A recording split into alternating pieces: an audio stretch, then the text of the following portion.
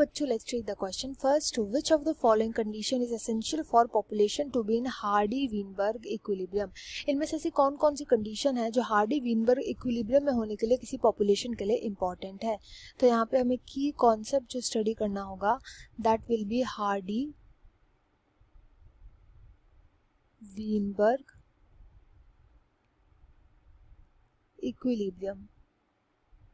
Hardy-Weinberg equilibrium एक hypothetical situation को बताता है, एक ऐसी हाइपोथेटिकल पॉपुलेशन को बताता है जिस पॉपुलेशन के अंदर कोई भी इवोल्यूशन देखने को नहीं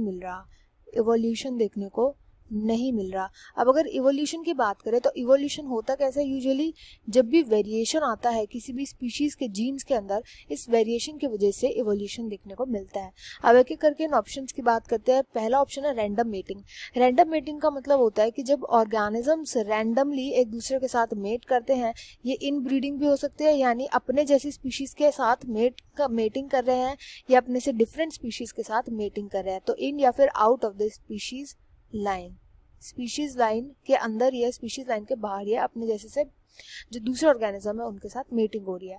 एंड इस वजह से क्या होता है, अगर स्पीशीज से बाहर वाली लाइन के साथ मीटिंग कर ली तो यहाँ पे वेरिएशन के चांसेस जो है वो इंक्रीज हो जाते हैं. इसलिए हार्डी-वीनबर्ग इक्विलिब्रियम में बोला गया है कि इस पॉपुलेशन के अंदर कोई भी रैंडम मीटिंग जो है वो नहीं देखने को मिलनी चाहिए. तो ये भी एक राइट ऑप्शन हो सकता है. बी ऑप्शन में बोला गया जीन फ्लो. जीन फ्लो का मतलब होता है जब भी कोई जीन या तो एंटर करता है पॉपुलेशन के अंदर या फिर उस पॉपुलेशन से बाहर चला जाता है. अब चाहे अंदर आए चाहे बाहर जाए, जब भी जीन फ्लो करता है तो उससे पक्का उस पॉपुलेशन के अंदर आती है वेरिएशन. एंड वेरिएशन की वजह से अगेन क्या होता है, इवोल्यूशन. तो ये भी एक पॉसिबल आंसर हो सकता है.